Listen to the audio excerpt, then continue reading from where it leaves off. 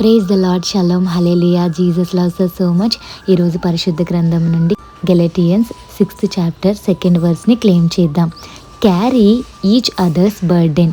ఇక్కడ ఒక పిక్చర్ చూస్తున్నారు కదా, తన బరువుని మోస్తూ ఇతరుల బరువుని కూడా మోస్తున్నారు, కనిపిస్తుంది కదండి పిక్చర్లో.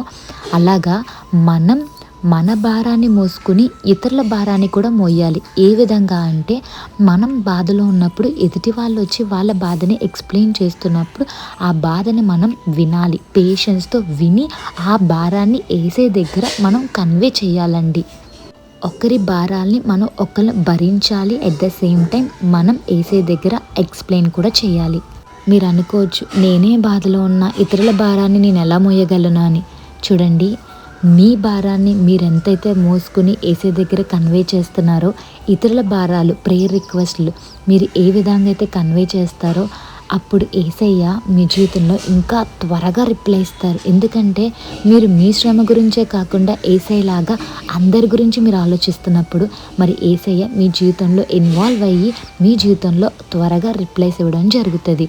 సో మర్చిపోవద్దు, క్యారీ ఈచ్ అదర్స్ బర్డెన్.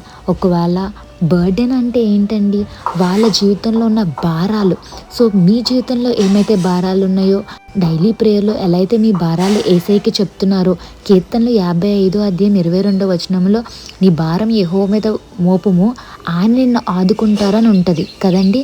ఇతరుల భారాలు కూడా యేసయ్యకి తెలియపరచండి, అప్పుడు మీ భారం తేలిక అవుతుంది, అదర్ పర్సన్ భారం కూడా మీరు తగ్గించినట్టు అవుతుంది. సరేనా అండి? సో మీకోసం ప్రార్థన చేయాలి, ఇతరుల కోసం కూడా ప్రార్థన చేయాలి. Have a blessed day in Christ Jesus. Jesus loves you so much. Amen.